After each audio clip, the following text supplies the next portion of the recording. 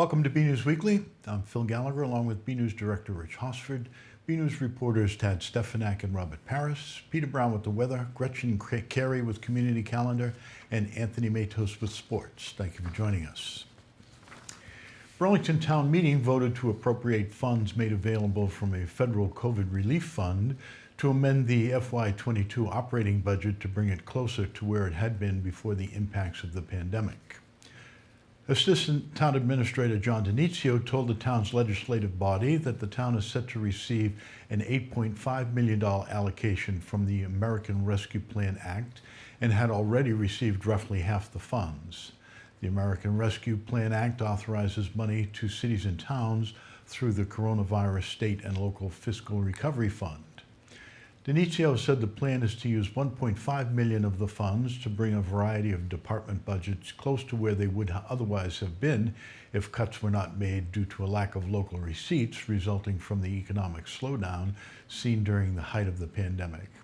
The allocation of funds will be split up over the next 3 years. The warrant article before town meeting this week was for the initial $500,000. Denizio said the purpose of the article was to increase the budgets for a few departments to replace budget decreases that came from last September's meeting when town meeting cut $350,000 from the town and $350,000 from the school department and $1.4 million from accommodated accounts. Denizio explained that most of the cuts pertain to departments not filling positions after retirements or new positions, cuts in programs that were not provided during the pandemic, and funds for overtime and other regular expenses. Burlington Town Meeting voted by more than the necessary two-thirds majority to pay $150,000 in back interest on a tax abatement for Macys after the town lost a challenge at the state level. Town Treasurer Tax Collector Gary Giannino explained that Macys had filed for an abatement for the fiscal years 2014 through 2016. The Burlington Board of Assessors did not agree with the company's assessment of their property's value and fought the move in front of the Appellate Tax Board.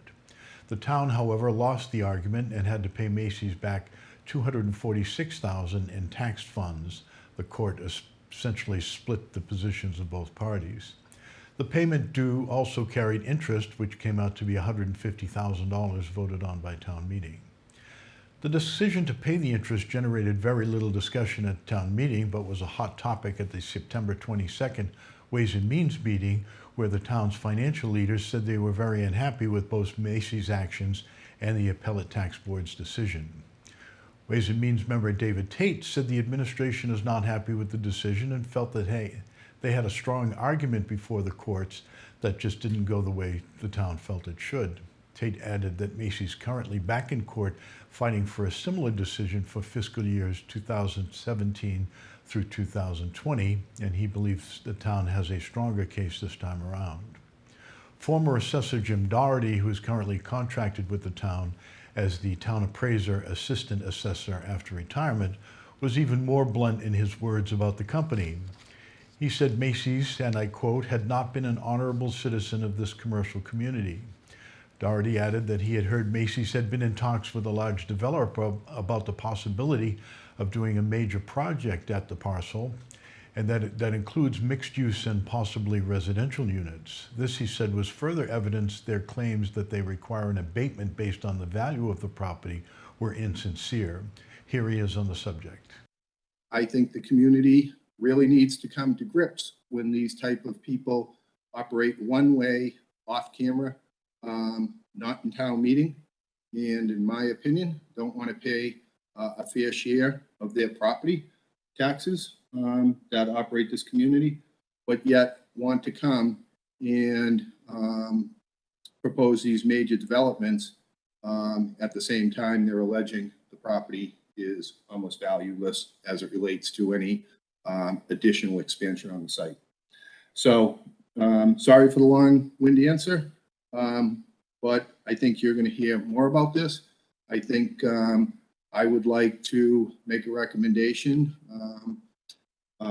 that a lot of these documents be supplied at some point to the community in general, and let reasonable people read the documents and get their own takeaway and see if they share the opinion I have formulated in terms of their honesty and responsiveness, et cetera, et cetera. The Indian Americans for Burlington group brought their annual Diwali, a Festival of Lights celebration, back to the town common after going virtual last year with the theme Healing for Humanity. BNEWS Director Rich Hosford was there and files this report.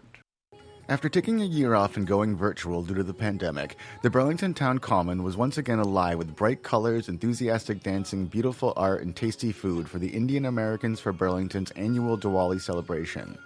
This year, the event had a theme meant to fit the moment everyone is living through. Our theme is Healing for Humanity, and it's because with the current where we stand in the current world, with the global pandemic, discrimination, fight for equality, equity, inclusion, the world as a whole needs a lot of healing. And what better time of the year than just the beginning of the festival season? What better time of the year than to do a celebration with humanity, for humanity, by the humans? Overcoming adversity is the central theme of the holiday of Diwali. So Diwali is a festival of lights. It's the win of good over evil, right? So we all beat COVID. Like, we're pretty much done with COVID. I'm staying positive. And this is the celebration. We're moving forward. You know, humanity has a lot of challenges, and here we are. We are overcoming those challenges as a community, as humanity, as always. The Diwali celebration on the town common is meant to bring the community together and give everyone a chance to learn about Indian culture, art, and traditions. This matches the Indian Americans for Burlington's 4 pillars of charity, education, community service, and civic engagement. We want to celebrate, invite everybody to spend Diwali, start the Diwali celebrations with us, especially after the tough year we had last. So we're hoping everybody has a good time, enjoy some food, vendors, the dance performances, of course, by really professional dancers, so come and join us. This year looked to be the biggest turnout since the festival moved to the common, and the organizers were appreciative of the support from the community. We have amazing support from the community. Means it's not just the Indian community, but we are getting a lot of support from everybody. We wanted some canopies. There are people who are helping us to give anything what we want here, and there are a lot of people who want to come and just have some shake their legs here and enjoy the day here. So that's a beautiful Burlington community. Thank you very much. Some local officials were there and were recognized by IAB's executive board for their contributions to the community. They were also invited to participate in a high-energy dance lesson that had everyone cheering. I asked why they thought it was important to be at the celebration. We're all part of this community. We have a very large Southeast Asian population, which means, we all mix together, we all play together. They even got me out there to dance. So we're just celebrating our community. It doesn't matter who you are, what you are. We're all one. We're all part of this community, and we're just celebrating as one community. Absolutely. So I was talking with Dr. Conti, and I was saying to him that really, really what we think about when I think about the work of diversity, equity, and inclusion, this is what I imagine, right? Being in a community with a particular culture, sharing itself with the rest of the community, and the rest of the community embracing them and sharing in their culture. And so that's my hope for the work that we're going to do in our school district, and that we build on this great community in Burlington that is rich in diversity, is rich in culture. And I'm just encouraged, super, super encouraged. From the Burlington Town Common celebrating Diwali, I'm BNEWS Director Rich Hosford.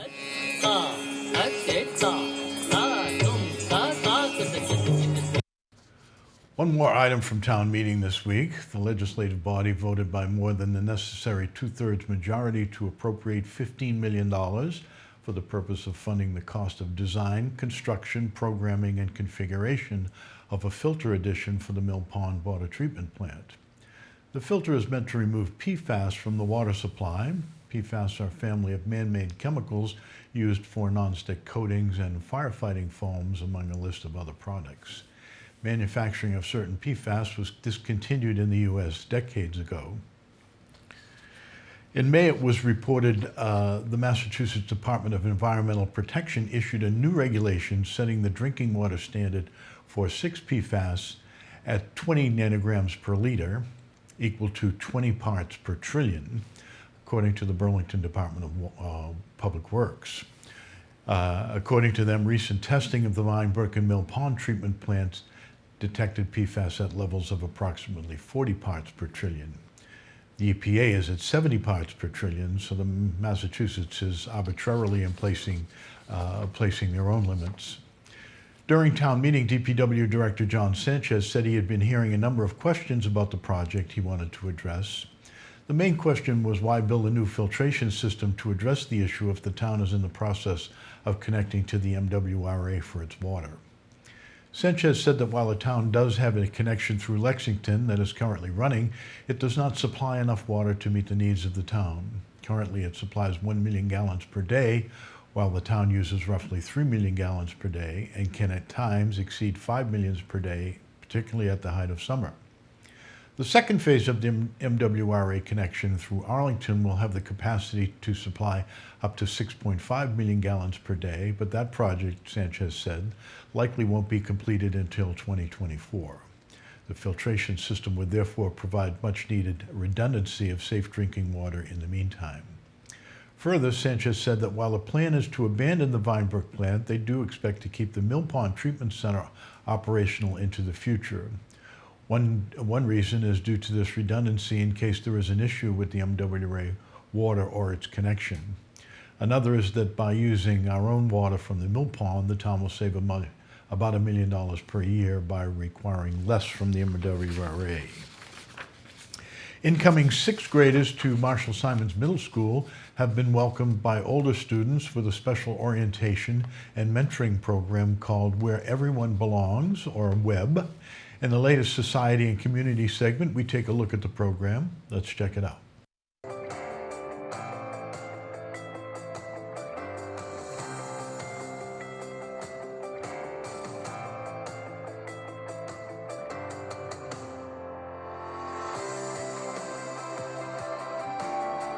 Moving from elementary to middle school can be a difficult transition. At Marshall Simons Middle School, there is help for incoming sixth graders in the form of student mentors who participate in the Where Everyone Belongs, or WEB, orientation program. It's a way to make sure everyone feels comfortable and welcome during a stressful time. So the WEB program, which began, I think, about 3 years ago, is an orientation program where the seventh grade, they're going to be the eighth graders. They come in and they help out the kids that are coming in and transitioning into the middle school. So they're the role models for them, and they lead the orientation. And we're really looking to create a lot of opportunities for them to communicate throughout the year, and really like facilitate this group work and this mentoring. I would say the goal of our WEB program is to help build our culture at the middle school of inclusivity and of acceptance and kindness. And we do that in a few ways. We do that through the orientation actual day with our incoming sixth graders, and also our eighth grade WEB leaders make connections with the sixth graders throughout the year as well, talking about different topics and really helping them navigate what can be a difficult time in middle school. It's really what our focus is make sure that everybody feels welcome. And if they don't, then there are people, mentors, other students in the building who can help with that, help address those issues, or help those students kind of navigate, how do I work with this? So I do think it's such a valuable part of our school community, and everybody does belong here, and we want everybody, especially our incoming students, to feel that way.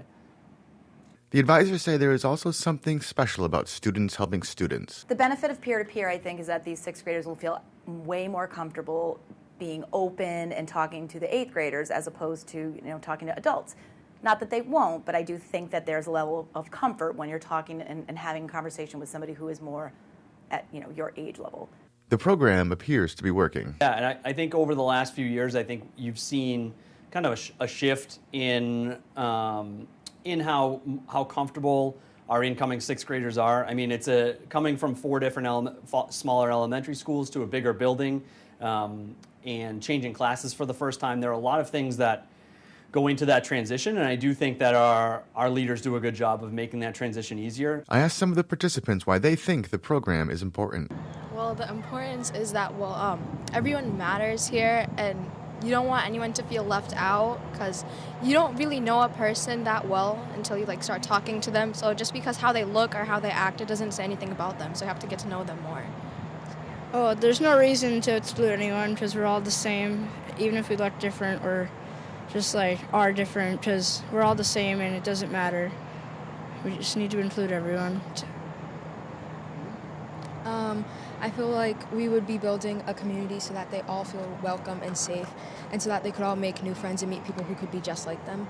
Finally, the mentor program helps those doing the mentoring grow in their middle school careers. It's a real tremendous leadership opportunity for our 8th graders. They really get a chance to kind of take hold and really mentor these young students, and I think it's a big benefit to them going forward to really learn from those students and learn what it means to be a leader, learn what it means to be a positive role model, and a real good influence on the school. And I think the students who our 8th grade students who participate in this are the ones who want to help our culture, improve our culture, and continue to welcome all people, regardless of who they are, into the school community.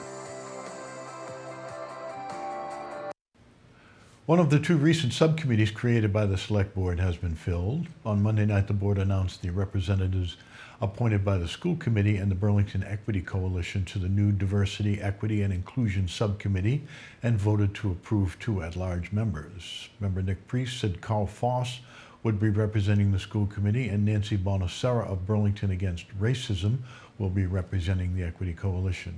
Priest will be the representative from the board. The at-large members will be Dr. Barbara Addison Reed, a retired Director of Human Resources and Director of Diversity, Equity, and Inclusion, and Syed Sulat Ghani, who works in risk management and legal compliance for Apellis Pharmaceuticals. Priest said they had received 5 applications for the 2 at-large seats. Members of the board said they were impressed with the quality of the candidates. Here's a clip in the conversation. Michael. Jim, I just wanted to mention that the resumes of those candidates were pretty remarkable. Yeah. So we get some good talented people there. Yeah, for sure. We often say that Burlington is chock full of qualified people for a lot of different things, and once again, right, we have people who literally work in human resources, have made diversity inclusion part of their role over a number of years. And it's great to have them as a part of this committee. Students, faculty, and staff in Mass Public Schools will be required to wear masks for at least another month. On Monday, the Department of Elementary and Secondary Education announced the mandate, first put in place before the start of school with an end date of October 1, will be extended at least through November 1. In August, the Board of Elementary and Secondary Education authorized Commissioner Jeffrey Riley to require masks for students age 5 and older and all school staff through October 1, with the declaration that exigent circumstances were hindering students' ability to be in classrooms and hallways safely. Any student who cannot wear a mask due to medical conditions or behavioral needs will be exempt from the mandate. The plan Riley put forward included a provision where any middle and high schooler where at least 80% of students and staff were vaccinated would be able to lift the mandate in October for all vaccinated individuals. According to GBH News, school districts last week reported 2,236 new COVID-19 cases among students and 318 in staff. The combined total of 2,554 during the week of September 16 through 22 is up from the 1,420 logged over 3 days in the previous week's report. On Friday, October 15th, the Burlington Park and Recreation Department is holding its annual Spooktacular Halloween event at Simons Park, and they're looking for local businesses to get involved. Program Coordinator Kelly Lehman said they're inviting businesses and organizations to come and decorate a spot for free along the event's Spooky Walk, and they will have a panel of judges come and rate each of the locations. First place decorations will receive a title level sponsor for the department, which is a $3,000 value. Second place will receive a silver level sponsor package for Celebrate Burlington 2022, which is a $1,500 value. The first level prize includes sponsorship at 8 Burlington parks and rec events throughout the year. First place also earns the business or organization's name on the traditional Turkey Trot 5K race shirt at Thanksgiving time. The second level prize is a full silver level Celebrate Burlington 2022 sponsorship, including event advertisements, a table for the duration of the popular event, sponsor's name on activity, a name on the big banner on the gazebo, and 4 VIP lunches that day. To register a business or organization for a spot on the Spooky Walk, visit the Parks and Recreation website or email Program Coordinator Kelly Lehman at klehman@burlington.org. That should be, crack staff should have that on the screen.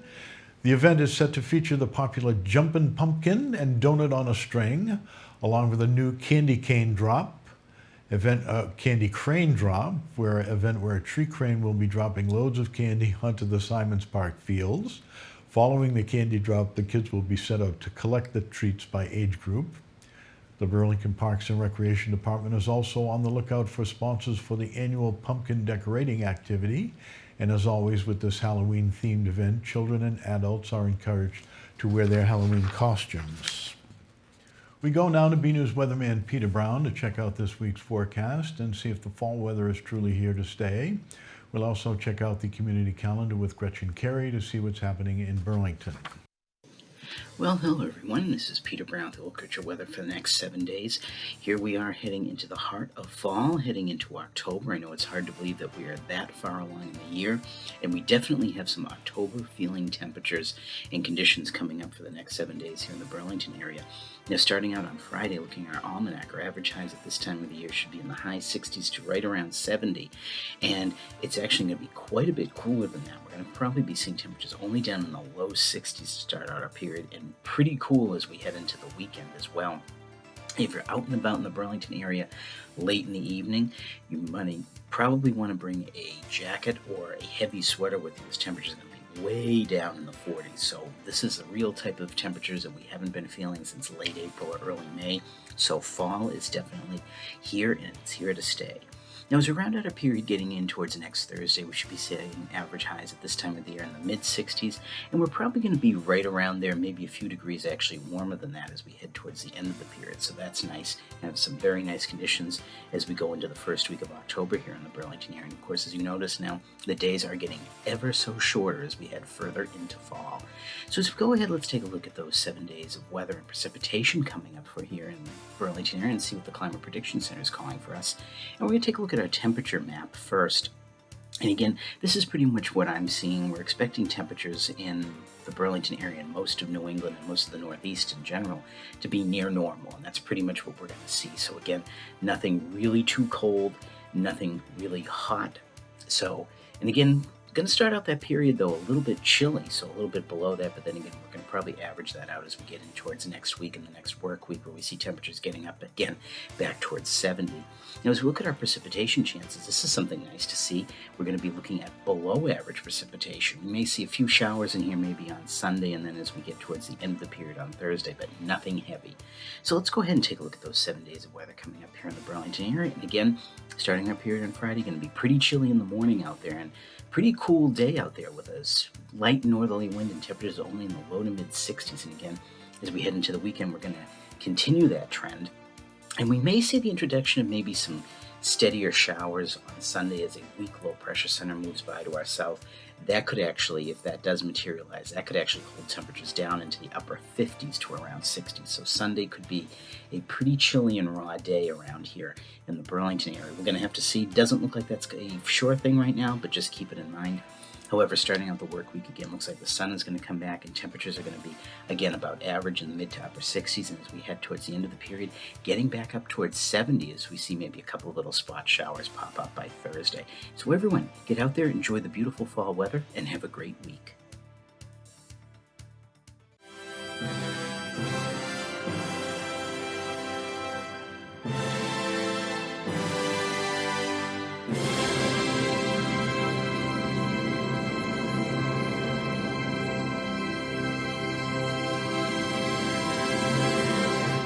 Hey everyone, I'm Gretchen Carey, and this is your community calendar.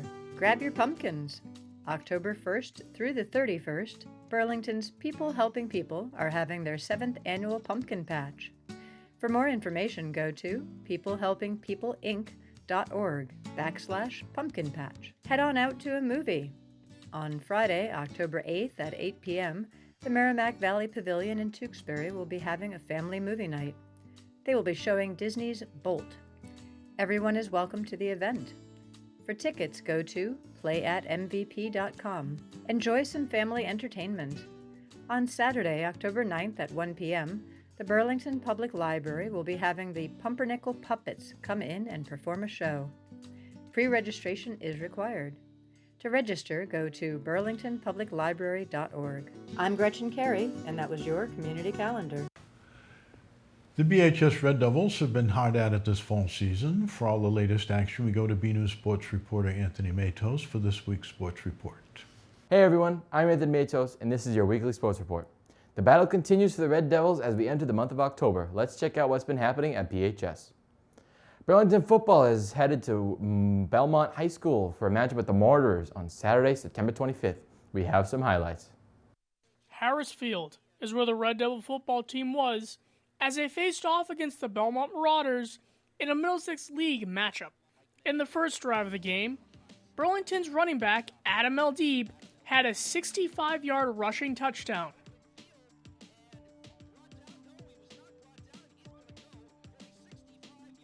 $7-0 Devils. End of the first, 7-0 Burlington. The Devils had possession of the ball with 2 minutes left in the second quarter. Quarterback Ronan Noak threw an interception to Tyler Ono of Belmont. Quarterback Ryan Broderick of Belmont threw a downfield to wide receiver Kevin Logan, who set up the Marauders with a 1st and goal. Broderick threw to Logan once again, who made the catch for a Marauders touchdown. 7-7 at half. Belmont started off their third quarter with possession at the 43-yard line.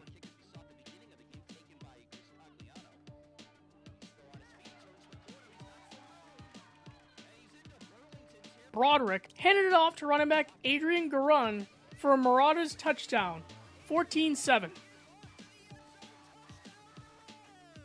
The Red Devils fumbled the ball during the snap on their next drive, and the Marauders recovered it. On the Belmont drive, Kevin Logan caught his second touchdown on the day from Broderick. The extra point was no good, 20-7. Noak ended up getting sacked on a 4th down play during the next drive, 20-7 at the end of the third. The Marauders had one more touchdown in the fourth, with a 64-yard run by Garun.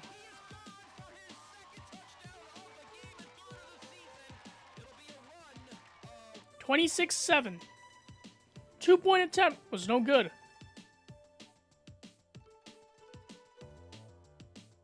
Noak threw his second interception of the day during the next drive. Your final, 26-7, Belmont. Burlington drops to 0-3 in the season and will face the Red Raiders on Friday, October 1st at Watertown High School. A new football team has made its way to Marshall-Simons Middle School, and for more on it, we go to BNews Sports reporter Robert Paris. Hey everyone, I'm BNews Sports reporter Robert Paris, and it's Friday Night Lights. Well, not quite. We're here at the Marshall-Simons Middle School. We're going to check out the middle school football team here, and we have a chat with Tim Van Ney and a couple of the players, so stay tuned.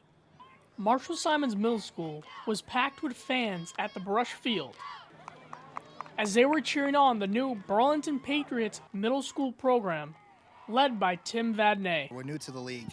Austin Redding came over from Pop Warner, so they voted us all in around the end of June. So after school had completed, we got into the league. This year we're running it through Pop Warner, with the eventual hopes we get it up into the schools event, probably next year or the year after. So it's been good. We got 33 kids came out for this team, which is our biggest number in a very, very long time.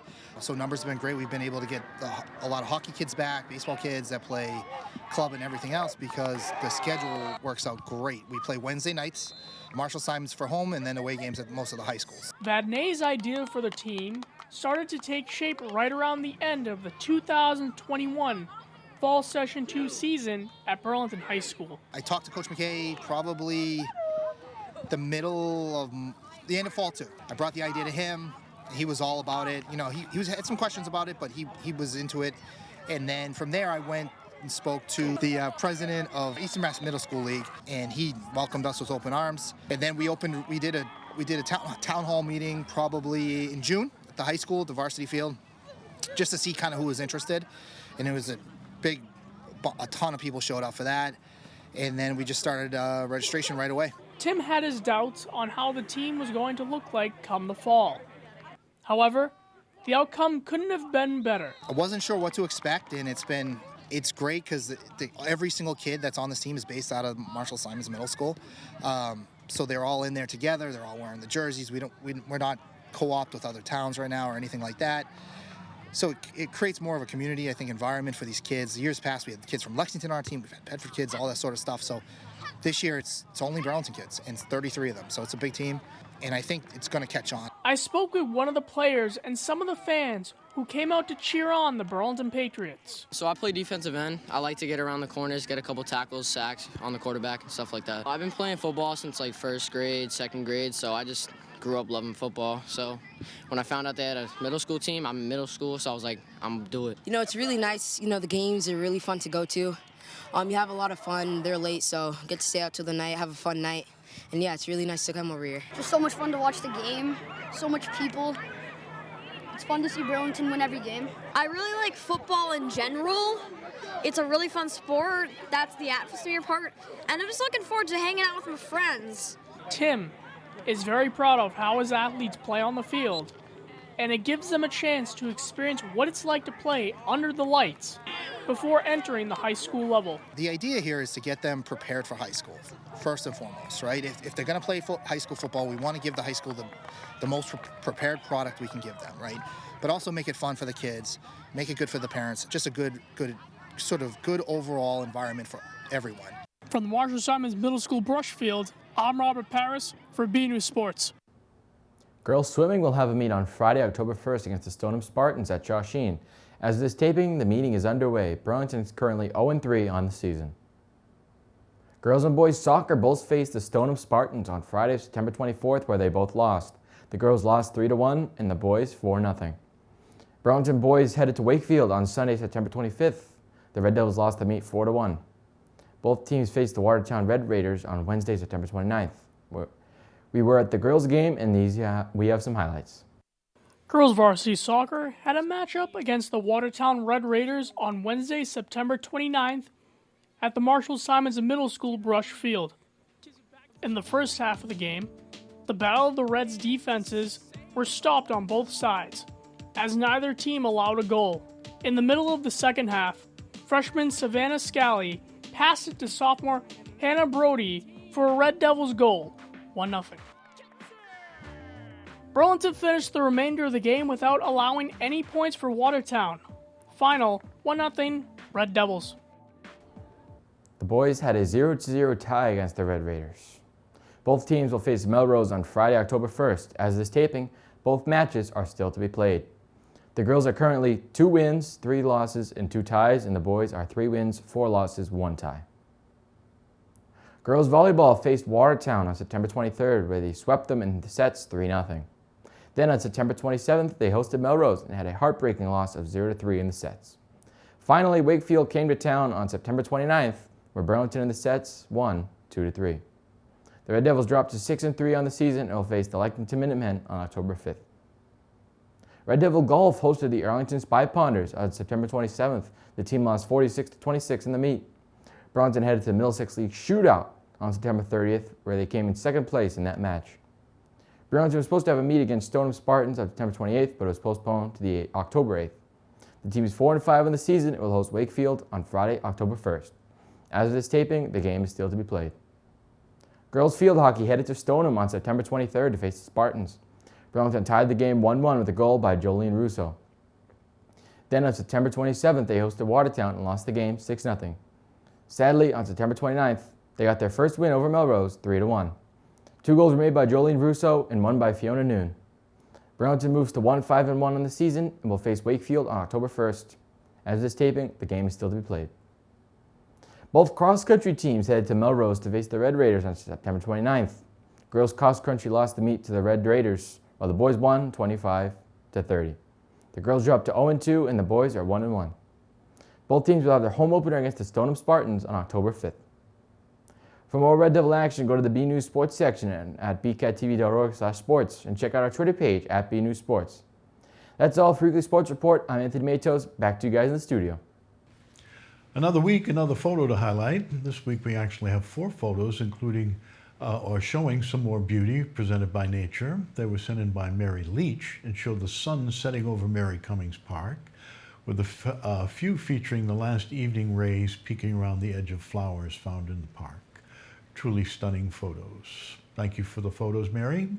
We'd like to see your photos. They could be of your summer activities, a family trip, or everyday moments, whatever you think is interesting and want to share. Email your photos to bcat@bcattv.org with the subject line Photo of the Week. Also, make sure to stay tuned after this broadcast for the latest update from the Burlington Public Schools in this week's BPS Weekly Updates. You can also find all the updates on our website at bcattv.org.